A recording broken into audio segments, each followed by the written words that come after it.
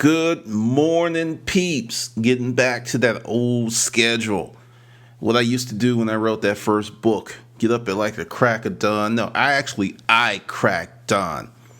But hey, look, there's something a little new with the podcast. First of all, let me put a disclaimer.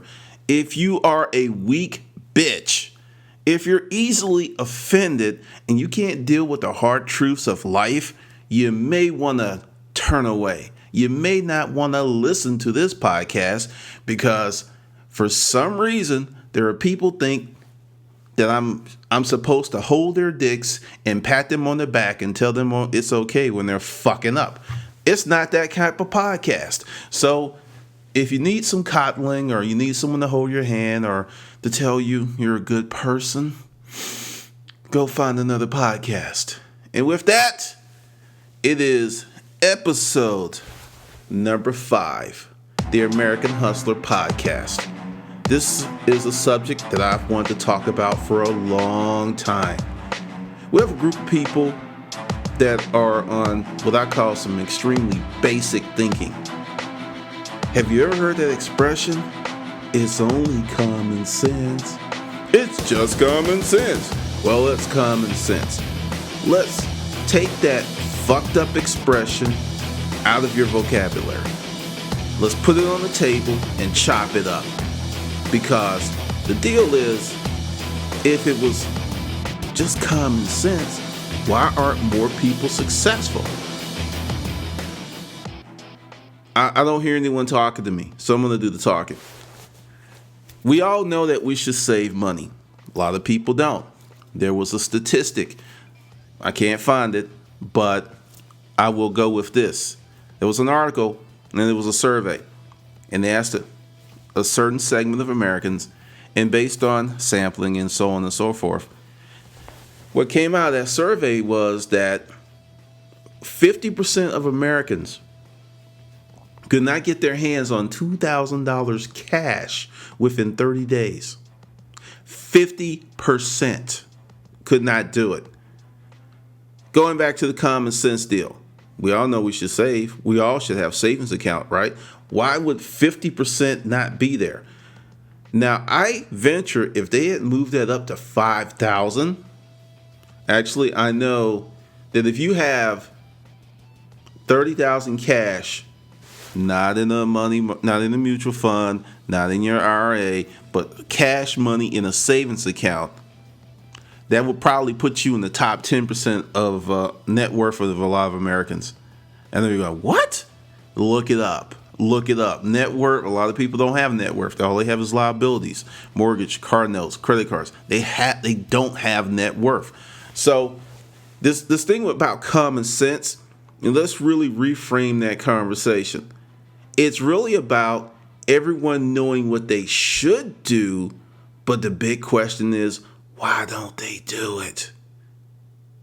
It takes more than common sense or some thing that we all know to be successful. It takes motivation. It takes ambition. It takes drive. It takes consistency. Notice that table wasn't standing on one leg. The common sense leg. The common sense leg is not that big. It's not that broad. And it can lead you into some stupid shit. Understand, you have to really go inside of yourself and figure out what really motivates you. I put out a long time ago, I wasn't motivated by money. And people are like, oh, God, you're full of shit. There were people even questioning my sickness. When I got sick and then my partner had cancer, people were like, well, if it was me, I would be.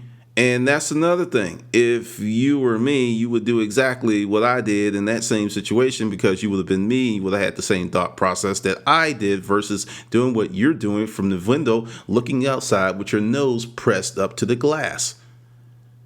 I stopped saying that years ago because if I was that person, I would do exactly what that person is doing in that situation. So if it was you or not, it really doesn't matter.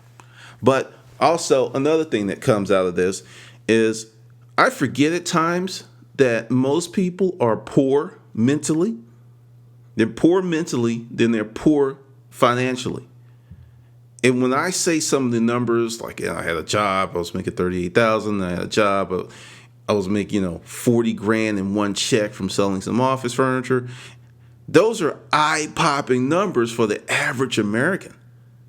That they don't see that. They've never been there, and it's just like, what? And what I've learned is your perspective is only as big as your ambition. And I'll break that down. I'll really, really break that down. You could take a kid in another country who's in a rice paddy with a hat on, and the sun is beaming down on his head. But in his pocket, folded up, is this picture of New York City, the New York City skyline. And he's going there one day. He's poor. He's in a rice paddy. The sun's burning his ass up, but he's mentally rich because he has goals. He's getting the hell out of that rice paddy as soon as he can. Fast forward to an American who lives in this land of plenty and abundance, but because of entitlement mentality, and like, well, there's not enough opportunities. Oh, the government should do more. The city should do more. Everyone should do more. No, motherfucker, you should do more. You should do more. It should start and end with you. This person who's living in a land of so many opportunities is mentally poor because their perspective is so short-sighted. And that's one of the reasons I've kind of pulled back, because people are like, hey, talk about this, show this. People can't handle that. They really can't handle it. I want you to think about some stuff if you're a long-time YouTube watcher of mine. At the number of times that I was attacked, websites hacked, reported to YouTube. Now, I want you to think, did you once ever hear me say, I'm leaving YouTube? Did you once ever hear me say, I can't, people don't like me. People don't like me. They don't like me, man, and I'm going to take my ball and go home. I'm going to go to another sandbox because they're peeing in this sandbox and I don't like the peeing. My mommy, she didn't hug me today. You've never heard me wimp the fuck out like that over some shit. And I'm going to tell you why.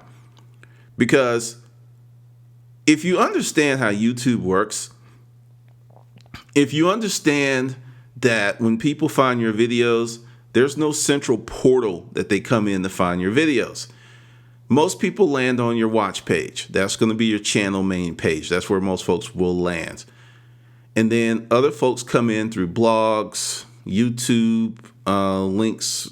YouTube pushes your videos sometimes, and Google searches. So if you do a specific video on a specific title, that's how they find you. So there are people under the misconception that just throwing up a video that people are going to find it. Discoverability is extremely hard for any online medium. Did you know that over half of YouTube, no, the majority of YouTube videos don't have 500 views? So if you get past the 500 view mark, you actually did something, because most of them don't. The vast majority don't. And we get blinded by these mega stars like, Ray Johnson with millions of views. That's atypical. He's an outliner. So with this thing about the common sense and we're all doing and people can just figure it out, I'm going to tell you my story. I figured myself to be above average intelligence. And for many years, I did okay. Only when I realized that I was actually dumb. You can be dumb and still be smart. You can be smart in one area and be a complete idiot in another. And I didn't realize that I was smart in some areas, but there was so many more that I was dumbass. And when I came to realize that, I was like, whoa, I needed help. I needed to explore myself. I needed to do some more research. I need to read books. I need to put myself in the sphere of other folks who were significantly smarter than I was. My life changed within 2.5 years. I'm talking about a 180-degree turn. because you're not going to figure it all out by yourself. You're just not. There's this group of people, I'm going to call them super geniuses, because I think they walk among us. And just like, you have someone with a super metabolism, or you have someone who is really fast athletically. I think we have people who have serious mental gifts. I mean, we already know about the people with endemic memory, or what most people call photographic memory. That's a serious skill to have. There are people out there who are that smart they can figure it out. But I also believe these people are also smart enough to not let the rest of us know that they're that smart. Because why? They would get hated on. If it was like, hey, look, I can learn this language just like this, and I can do this, something's going to happen. They're going to be snatched up and put in the lab and pulled apart and studied. And the really smart ones realize, hey, I'm just going to use my powers to benefit me and my fam, but I'm not going to tell too many people because folks can't handle it. And the reason they can't handle it is because when they see someone that's doing well, they look at what they're not doing versus going, hey, wow, that's really cool.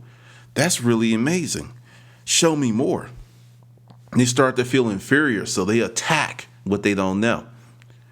And with this notion of, the common sense, I'm going to call it the common sense theory, because it has led so many people into what I'm going to call a state of mediocrity.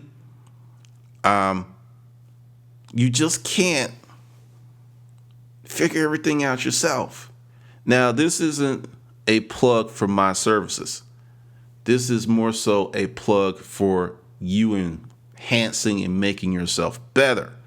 Because if common sense was all that it took, why didn't our grandparents and our great-grandparents and the people before them who had common sense in spades, they didn't really do that well. Another factor that's going to be very pivotal in success is the environment in which you're operating in. You could have an idiot with a halfway decent idea that'll make a ton of money in a great environment, and you can have someone with amazing passion, determination, really working their ass off, and they're barely scratching out a living because they're working in the wrong environment. Another thing that I started to do on YouTube, and understand, I freaking love YouTube. Love it, love it, love it. This is my 4th year on YouTube, and during those 4 years, because it will be 4 years exactly going into the 5th year, August 7th. So August 6th will be the 4th year.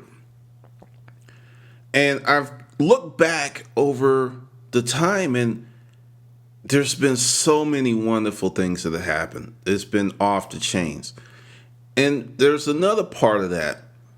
It's been the centers. And I think you need the centers. The centers are good. It's just part of the ecosystem. And I looked at what happened in 2009. And it's really, really funny how things shift. When I came out and I was talking about the storage auctions and was putting up pictures of stuff, I got people, you are lying, Glendon. No one would leave anything of value in a storage unit. It's just common sense. And it went on, and people, it was like, you can't get anything good out of a storage unit. And then there was another group of people that was like, hey, this guy might be on to something. And I had a lot of people start to get on my team and watch the videos, and many of those folks are still here to this day.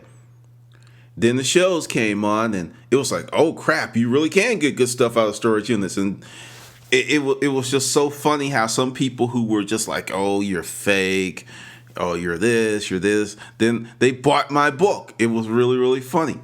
Then in 2010, more hate because I started to really grow. Then 2011, the hate went bananas. It was just the hacking incidents. It was people creating alternative YouTube channels to not harass me, but to harass my subscribers. Then 2012, even more hate. And here it is, 2013, and there's some more hate. And I really realized, and just now this is the thing to just teach you how to deal with it. I handled it wrong in 2011. And I handled, 2010, 2009 and 10 really wasn't that bad in terms of how I handle it. It's just I was getting bigger, so I was getting more attacks. And then there's other stuff. And understand, when you are successful, you're going to get attacked. People are going to talk about you. And people, because the thing is, they want to do what you want to do, but they can't figure out how you did it. And since they're attacking you, they can't ask your help. So it's also in the 48 laws of power. It's like, hate what you can't have. So if you see someone like really, really hating, just losing their mind, and you're like, what the hell? That's what the hell. That's what it is. Because they want to do it, but they can't do it. So they're going to try to tear down something, crabs in the barrel mentality. And I came up with a new way of dealing with dissenters, and they really don't like it. They really don't like it because I don't go after people. I'm not going to call anyone out. I'm not going to give any bitch videos. I'm just going to continue to do what I've been doing since 2009, which is put out my content, drop it on the table, and if people go ahead and say, hey, pass me some of that, that's cool. If not, go to another channel. And that's another thing. It's only common sense. If you don't like a video channel, or you don't like the person who's creating the videos, don't watch. It's common sense, right? But no, and I'm going to break that down too in a minute. It's funny. But no, I have a new social media policy. Rule number 1, something crazy happens, 24, 40 hours, I don't even respond to it. I wait that long and see what happens. And 90% of the time, I never respond. Social media policy rule number 2, I do not get down in the mud with people anymore. It makes no sense. It makes no sense whatsoever. Because frequently the people that attack me have no status, really not that many followers. I mean, there are people out there buying YouTube followers to make their channel look bigger than it really is. And that is pathetic. When I first started, I looked into that stuff, and the information I got was don't do it, don't do it, don't do it. All the subscribers that I have, I earned. I didn't purchase a one. But you'll learn, whoever it is out there, if you're buying subscribers and stuff, it won't work, and more than likely YouTube's going to catch you and shut you down. But the whole new way that I deal with people, the dissenters, is to be even more successful. See, the common sense paradigm, the common sense concept would dictate that you would attack them back, or you would do this, or you would, no. That's where that basic thinking bites you in the ass. What you do is you ask yourself why. Then you ask yourself, how can I make my situation better? Don't even think about these people. Because when you elevate your thinking and you can look down, you see how small they really are. So I don't really gauge in that stuff. And something else with the YouTube channel. I have so many people that really like what I do. And, part of 2011 doing stuff wrong, I was devoting way more attention to people that didn't matter, more so than the people who were really coming to the channel for information, because I would get into stupid fights, just argue with people, and it was just stupid.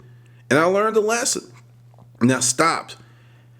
And when and another thing that came out of that was the blocking the comments, because there are some people that feel entitled. Hey, I want to come to your channel and I want to say all kind of stupid shit about you. What do you mean you're going to block me? How come you're not going to let me sit there and say all this stupid stuff or leave racial slurs on your channel? People like that will never be successful. Understand, YouTube gives us all the privilege to put up our content because this is a channel that I have control over, but ultimately I don't own. I own my videos. That's my content, but this channel, it's YouTube's. That's their channel. And there's rules and regulations that come with that. So I realized that. That's the reason I have my own video platform with my own special videos and subscribers. Now that's mine. That's mine. But YouTube is allowing me to put up this content. And when you really think about what they allow, it's pretty amazing. So, that's just one of those concepts of really realizing where you are and what you're doing. But in dealing with people, recently there was a comment, and I love how people love to say, "I'm not gonna pay you." I'm like, why are you saying that? That's like going up to that pretty girl and say, "I'm not gonna ask you out." You're telling on yourself. You want to get my information, but you figure that you're going to try to shame me or trick me into putting out some gems to kind of prove to you that it's good. Your kung fu's not as good as mine. I'm sorry, that's not going to work. I'm past that. But there was this recent comment, and it was like, it's just common sense. And I was like, no, it takes more. And then by asking some intelligent questions and not getting in the mud, by elevating my thinking, I had this person answer his own question, and he went away. Because it was like, I had to work hard, and it was having goals, and it was and it was like, so what you're saying is definitely common sense is not enough. And he had to go, yeah. See, that's the new paradigm. That's the new way to answer this stuff, because don't get caught up in the common sense thing. Don't get caught up in it, because it takes way more. There are so many variables that are part of the mix for a person to become successful that have nothing to do with common sense. I know people who are stupid that are rich, but they were smart enough to pick one thing, hammer it home, and keep working it. And it paid off. This whole thing about, some people overthink success. To be really successful, get up, find something that you want to do, and you keep doing it, and you get better and better at it, and try to serve as many people as possible. That's it. There are no magic jelly beans. But people are like, well, there's this special program, I think I'm going to order this hat and put it on my head, and it's going to make me smarter so I can get some of the super secrets. You're wasting your time. You're wasting your time, and you're wasting your life. Because with success, you have to really dig into what motivates you. I call it, crack whore ambition without the high. If you can tap into your inner crack whore and get to that level of productivity without doing it for the crack, you'll be amazed. Because, this is something, and I was, like I said, I'm a weird kid. I was a weird kid. And I was like, we was watching, I think, Serpico, and I asked my mom, I was like, she's making $1,000 a week? And this, $1,000 a week, $1,000 a month back then was a lot of money. And she's like, well, she's addicted to a drug, and it's that drug that's driving her. I said, wow. So you mean to tell me that she's making more money for something that's bad versus being motivated to make money for something that's good? And that's what I said as a kid. And she's like, well, that's about the gist of it. And I've learned to tap into my inner crack whore ambition without the high. Because, my daughter's like, why do you work so much? And it's like, I'm not working. A lot of times I'm producing and I'm having fun. But you've got to get in. I'm going to tell you just from experience, if you can tap into that drive, it will make up for talent. It will make up for intelligence, because most people don't have it. They'll start something and they will give up and they'll just quit, because we live in a society where if you're going too far or you're really pushing hard on a new concept, people will tell you to stop. Don't let it go. Do something else. Come back down here to being mediocre. Mediocre ain't that bad. It's warm. They've got plates, a nice bed, pillows, curtains on the wall. Come on in. Just step in. But when you step up and reach out for greatness, when you really try to radically change your life, it scares people for some reason.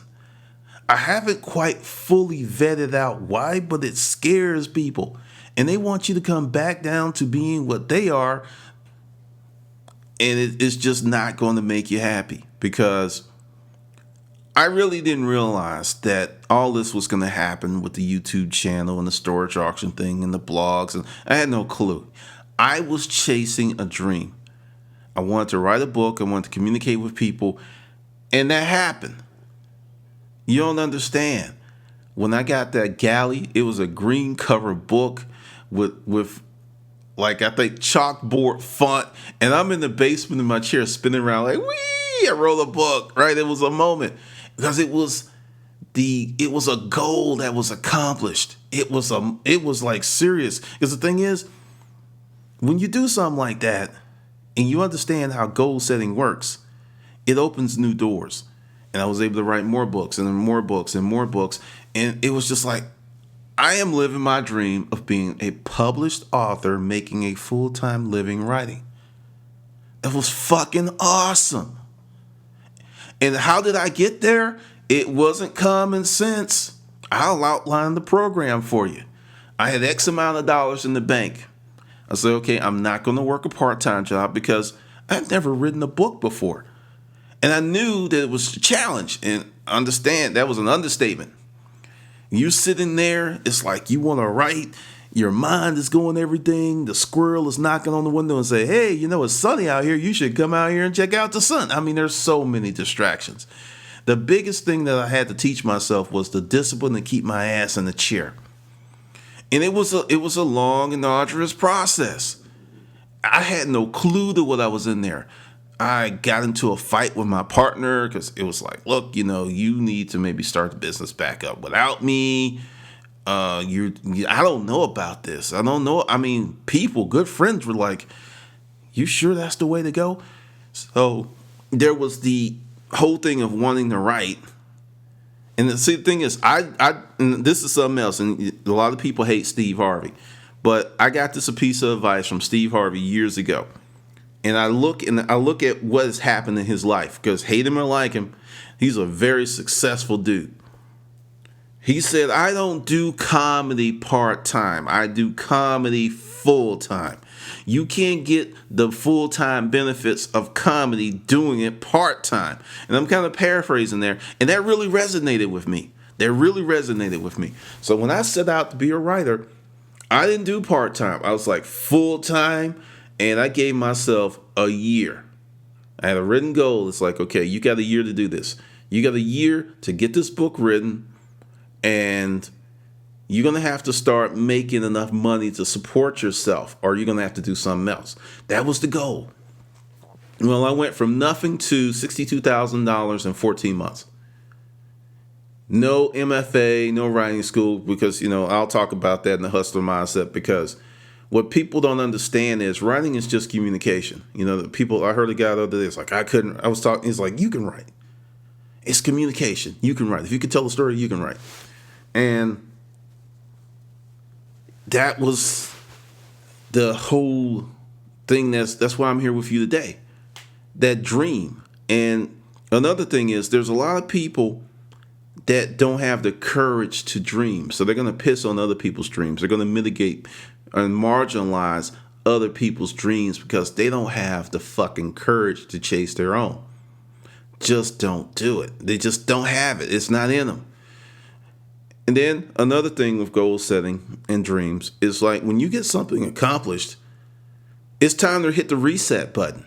You got to dream new dreams. You got to set new goals. And the sooner the better. It's like when I wrote that book and then with the feedback, and I was like, okay, I need to write some more. That wasn't part of the original plan. So if I had used common sense, I would have probably stopped around month 4 or 5 because it was getting pretty sticky. It was very discouraging because the book was written. I was doing like one or two a week. And then I just started doing, and it was funny because the first videos, and I erased a lot of those videos, they were about the book and everything. And the book started selling like when I started telling stories. And when I started talking about the stuff I got out the units and the crazy people I ran into on Craigslist. That's when the book started selling. And I have records to prove it because at one point, if I put up 10 videos, my book sales exploded. And that's one of the reasons there's so many videos up on this channel. People don't really understand. It was like when I was like directly going, hey, I'm doing, people are like, wake me when you're finished with that, okay? Because you're boring me. But when I was like, I bought this unit and it was a drug dealer. Really? I'm awake now. Tell me more. Then I bought this unit and it was a stripper and she had this scandalous life. Oh man, I'm wide awake. Tell me some more. Hey baby, pop the popcorn because this shit's good. And that's the reason there's so many freaking videos, because there was a direct ratio between the number of stories I told and how my sales went up. And it was just like, really? People want to hear about this stuff? Because, my partner and I, we sit back and laugh about this stuff, and, we're going through the units, and it's just like, oh my God, look at this, look at this, look at this letter. She was cheating on him, but he didn't know. Just stuff like that. And it just snowballed, and it became bigger, and it became better. So if I use common sense, I would not be speaking to you today. Wouldn't be here. I don't know. I probably would have. I don't know. I want to say maybe I would have jumped back in the storage auction business, but that would have been a heartbreaker. That seriously would have been a heartbreaker, because, I'm a very sentimental person, and it just still messes with me to this day about that. That, because at one point I was going to get back in the business for the television show, and it was a struggle to make that decision, because for people who are like, hey, it's TV, it's more money. I have made plenty of money in my life. And once again, with the understanding that most people haven't, most people have never seen 5,000 or 10 grand or 20 grand or 30 grand cash money in their pocket. They've never seen that. And it's just like, they can't wrap their head around why I would walk away from so much money when they don't understand. Money has never really motivated me. It's the benefits and the byproducts of money that motivate me. It's the friendships. That's the stuff that motivates. And with writing, I got a whole new level of crack. It's just, I'll tell you a quick story. I was on my 4th book, and I went to this event. And there was this really, really lovely woman that I wanted to get to talk to, but you couldn't get over there because dudes were like, it's like, dude, leave. Here comes another dude. Like, they were taking off and landing like jets on the aircraft carrier. And I was like, I'm not going to go over there because it's already messy. It's already really, really messy. So I left it alone. And I know you go, oh, you're punking out. It's like, I don't play those games where a bunch of dudes are jocking a chick at a party. It just becomes, you usually you become stupid looking. You really do. So I'm sitting there talking to the hostess, and natural conversations like, so what do you do? It's like, oh, I'm a writer. She's like, oh, really? You write for a magazine? I was like, no, I have books. Really? I pulled out my phone, showed the books on Amazon. She said, my girl would love to talk to you. She's writing a book. Really? Where is she? And then she's like, it was the chick. It was the lovely chick though. So I didn't have to go get her because of writing. Because of writing, she came to me. And it was just like, you got to be kidding me. And the way that she came to me was totally shields down, DEFCON 0. I mean, I was able to get into the center of her desire was so quick, because it went just like this. Hey, how you doing? Hey, I'm Glendon. Oh, yeah, I heard you writing the book. It's, I guess, a struggle. Oh, well, I write pretty much most days. I wish I had that level of motivation. Tell you what, let's have a little writing workshop. Give me your name and number, and we'll hook up at some point in the future. Okay. This chick came to my house. She came to the dragon's lair where the magic happens. And it was just like, did that just happen? Did that just happen? Did that really just happen? And it was just like, whoa.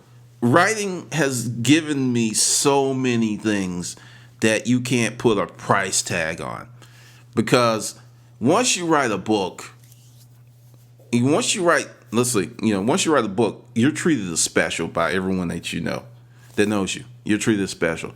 But when you write several books, and you have a writing career, it's impressive. Okay? It's impressive. A lot of people, it's very, very impressive. I go to the bank, oh, really? And you're on Amazon? Hey, Phyllis, come over here. And this came from not taking the common sense route.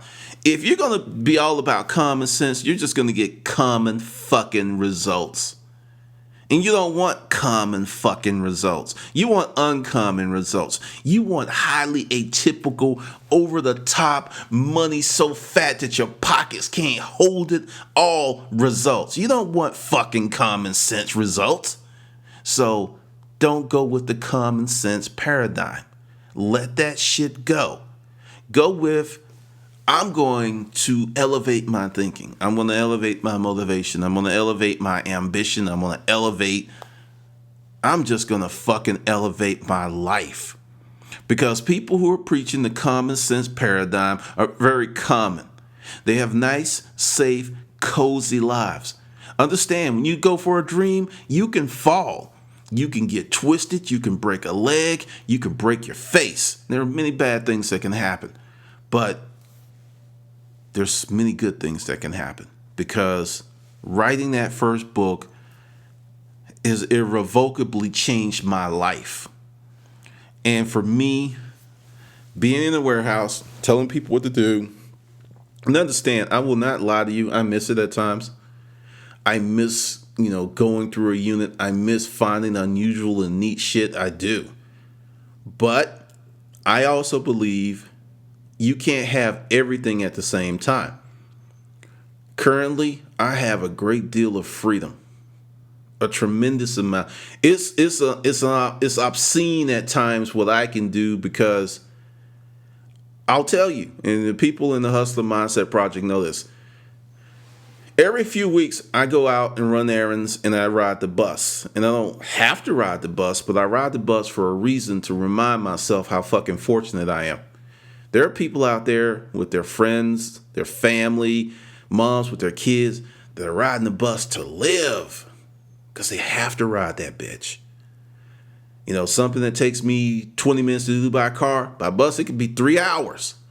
That's a lot of time. That's a lot of wear. That's a lot of stress. Because the thing is, when people are sitting on the bus, a lot of times they don't talk. They're zoning out. And I do that because it could be real easy for me to get egotistical and start saying stuff like, people just need to work harder. Now, I do believe that, but I also believe that many people were sold a bad bag of goods. Many people were lied to, and they followed this common sense path to success, and it didn't work out. But I do that to remind myself how fortunate I am. How I should be very grateful for all the stuff that happens. Because this is the funny thing. I am grateful for all these things that happen to me, even the dissenters, even the haters. And I'm like, what? I am grateful as fuck for the haters, because the situation that's going on now is getting me more subscribers than I've ever gotten in my whole YouTube life. Because when that thing hit ahead, because I looked in, because you can check your dashboard on YouTube, and I had doubled the number of subscribers. Because I'll tell you, I get anywhere from 300 to 400 new subscribers a month. That month, I got damn near 800. I was just like, what the hell? So even when you have dissenters and haters, be grateful. Because every time I go through this, and I'm going to go through it again, because I'm going to be more successful. It's going to happen again. But each time it happens, I handle it better and better and better. Because this time, people went so far that people just started walking away from that person. They're just like, this is obscene. This is crazy. And this is the cool thing. I did nothing. I didn't strike back. I didn't start any campaigns. I actually urged a lot of people to stay out of it. It's like, hey, let it, and it tried to die down. Then some other people went in and stirred it up again.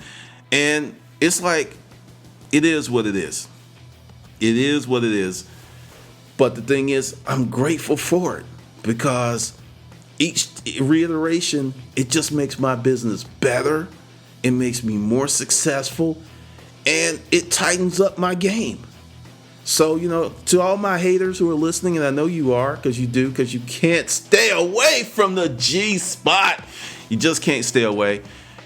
Thank you.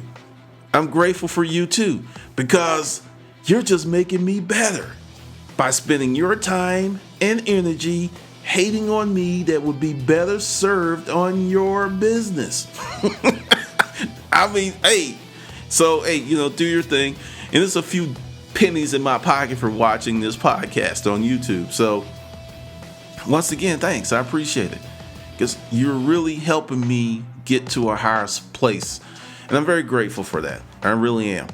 So with that, understand, get away from the common sense paradigm, start really exploring yourself, and understand it takes more than common sense to be successful. All right, this is Glendon, and I'll see you on the good side.